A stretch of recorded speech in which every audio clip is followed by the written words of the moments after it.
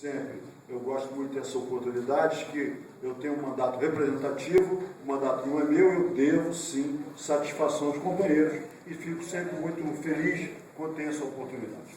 Bem, eu queria falar aqui rapidamente, antes de falar de separação de massa, falar um pouquinho da atuação do Conselho Fiscal, o que a gente tem feito lá. Porque logo que eu entrei no Conselho Fiscal, eu notei uma coisa que era absurda, eu disse, eu não vou terminar o meu mandato sem que isso seja resolvido. O meu mandato termina em junho, mas a gente conseguiu agora, finalmente, vai ter se encaminhado, que era o problema do nosso plano Petros, e está sustentando mais de 40 planos dentro da Petros. Esses planos que foram colocados lá não se sustentam, eles não pagam suas despesas administrativas. E quem estava bancando isso há todo tempo eram nós. Só para vocês terem ideia, isso rola em torno de 200 milhões. Então, isso parou, já tivemos uma notícia da Previ com a carta, estamos com a carta da Previ, acabamos de receber, de que isso é uma transferência de patrimônio de planos que não pode, e agora já disse que a gente vai encaminhar para o Conselho Deliberativo, e o Conselho Deliberativo vai ter que tomar uma decisão para resolver isso. Então, acho que foi uma vitória do nosso mandato, que não tem o menor sentido que a gente fique aqui sustentando os outros planos. Muito obrigado. Uma outra questão também muito importante, para você ver que a gente está de olho nas coisas, a gente está pressionando a Petros, rapidamente. A Petros pegou a sua carteira, uma determinada época, pegou a sua carteira de investimento, ela faz isso, e deu para a administração de terceiros. Esses terceiros eram o Daniel Dantas, do Banco Opportunity.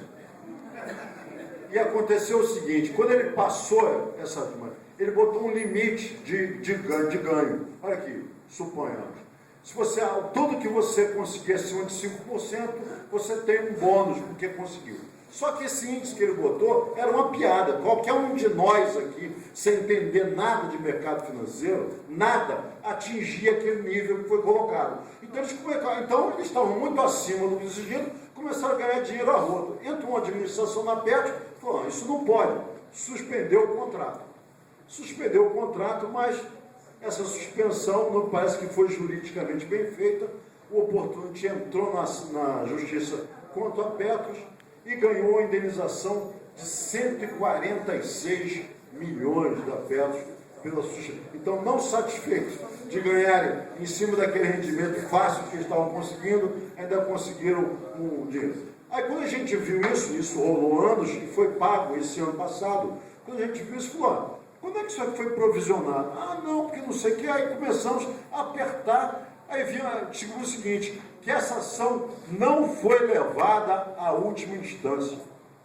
Ainda tinha uma instância, perdeu em primeira, perdeu em segunda, mas já tinha uma instância ainda, né, que era o STJ, e isso não foi feito. Então o Conselho Fiscal questionou, baseado em que a diretoria tomou essa decisão de não recorrer. A resposta que foi dada é que a diretoria não deliberou sobre isso. Quem decidiu isso foi o escritório de advocacia que estava defendendo a Petros e o jurídico da Petros.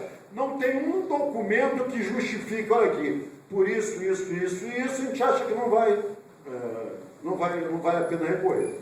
Bem, a gente está agora na fase de apuração de responsabilidade, por 146, que depois, na hora de acertar a conta, eram 167 milhões, a gente já pagou 167 milhões. Então a gente está querendo apurar como é que são feitas essas coisas, porque não tem uma norma que diga, vê se alguma ação merreca nossa de aposentado que a gente faz, ele não leva para o STF, TST, STF, onde eles podem. Agora uma ação de 146 milhões, eles pararam no meio do caminho, não recorreram mais. Bem, companheiro, isso é o natural que se pensa logo. Mas, companheiros, não é só isso. Não satisfeito de ter ganho isso, o Opportunity não dá mole, não. Ele diz o seguinte, tá, isso aí foi por ter me tirado o contrato, mas agora eu tenho lucro cessante, eu ia ganhar muito dinheiro, ainda mais com isso, eu tenho uma outra ação. Essa ação está agora no STJ, Parece que a gente contratou-se a peso de ouro o Sepúlveda Pertence, que é ex-ministro da STF, para defender a Petro, e parece que a gente está com uma ligeira vantagem no STJ. Mas espero que estejam todos muito bem sentados aqui, porque essa ação não é de 146 milhões, essa ação é de 800 milhões. Essa ação é de em torno de 800 milhões. Então a gente está aqui, todos os dedos cruzados, que o Sepúlveda Pertence consiga ganhar essa ação lá, porque senão vão ser 800 milhões do nosso patrimônio. Bom, mas parece que não, parece que a gente está com uma boa defesa, parece que a gente vai conseguir. Mas eu lembro aqui, aos companheiros, um telefonema gravado do Daniel Fortunes, quando ele estava com aquela operação de Satigar, que ele disse assim: a minha preocupação são os juizados de primeira instância, porque lá no Supremo eu estou tranquilo. Então a gente fica sempre preocupado. Então é isso, companheiro. Mostrar para vocês que o Conselho Fiscal que vocês elegeram está atuando, a gente não está deixando mole, inclusive exigindo esse tipo de coisa. Se não tinha um procedimento, esse procedimento vai ser criado para que novamente, no futuro, não volte a acontecer. Porque esse 160 a gente já dançou. Então, voltando aqui agora rapidamente ao problema da separação de massas, pegou, goleiro. A separação de massa é uma ilegalidade total. Por quê? Assim como cada um de nós tem um CPF e cada uma empresa tem um CNPJ, os planos de pensão têm um CNPB, que é o Cadastro Nacional de Planos de Benefícios. Esse CNPB é a identidade do plano. Então não adianta, companheiro Muti, você pegar o seu dinheiro e tirar de um bolso e botar no outro, que a Receita Federal falou: qual é o seu CPF, Muti? Esse CPF vai responder tanto por esse dinheiro que está nesse bolso, quanto está nesse. E a mesma coisa que o CNPB. Não adianta querer te separar, porque é só um CNPB. Não pode ter divisão de massa dentro do CNPB. Ele podia dividir o plano, isso é legal, dividir o plano, mas isso eles já falaram, ficou muito explícito nessa negociação, de maneira nenhuma isso significaria um novo plano. Se não é um novo plano, é um plano só, um CNPB. E uma coisa que chama a atenção é o seguinte: por que, se vocês olharem também nessa documentação, eles disseram o seguinte, acho que terminava dia 10 de outubro, eles disseram: depois do término dessa nova reputação, a gente vai consultar a Previc. A Previc é o órgão do governo que fiscaliza os fundos de pensão, que vai dizer se isso é legal ou não. Ué, por que ele esperou terminar? Por que ele não fez primeiro a consulta para saber se era possível, para depois lançar esse plano? Mas lançou primeiro, porque praticamente eu acho que eles acham que isso não, eles sabem que isso não é legal. Então, se eles fossem perguntar primeiro, o cara vai dizer: não pode. Eles não falam, depois a gente consulta. Agora não pode separar a massa. Mas eu já resolvi. Evidentemente você repactuou, meu amigo, você dançou. Então, inclusive, eu conheço várias pessoas que, assustadas, repactuaram, mas fizeram um registro, estavam repactuando, condicionados à separação de massa. De tal forma que, se eu não houvesse separação de massa, eles corram lá. Mas isso aqui não é o nosso caso, que a gente sabe que a maioria dos companheiros aqui é não repactuante. Quem repactou ainda está em tempo de correr no nosso jurídico. Correr no nosso jurídico e entrar com o processo de anulação da repactuação, foi repactuação engodo, é enrolação. De novo, se fosse bom, não pagavam. Se fosse bom, estavam cobrando caro da gente. Então, quando a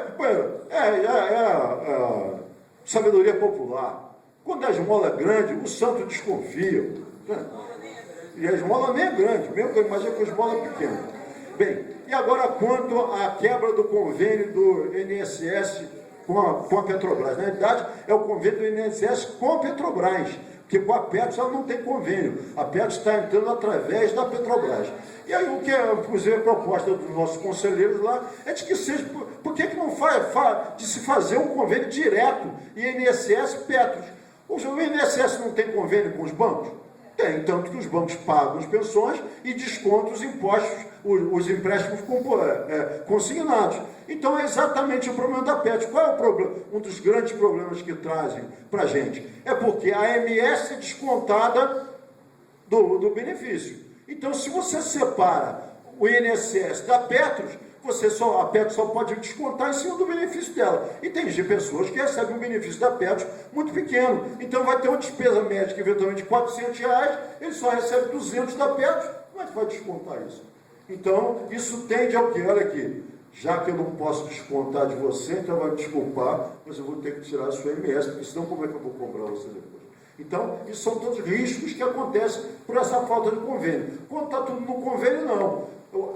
O adiantamento de 13º, quem faz o adiantamento é a PET, não é o INSS. Então, se a PET faz o adiantamento e o INSS não é pago à parte, como é que ela vai descontar isso? O que ela vai fazer? Suspende 13º. Vai pagar 13º só sobre a suplementação PET. Então, uma série de prejuízos. Em relação aos empréstimos, é a mesma coisa. A gente tem uma parcela consignável, que é um percentual do que a gente recebe somado. Se o INSS sai, a sua possibilidade de empréstimo diminui, porque a sua margem de discriminação fica pequenininha. Porque, de novo, a PET tem razão, ela não tem como descontar do INSS. Não, mas não me parece que seja uma coisa complicada, assim como o INSS tem convênio com 300 bancos, não vejo nenhum problema que ele tenha um convênio também com o INSS, de tal forma que os nossos companheiros assistidos e pensionistas não sejam prejudicados.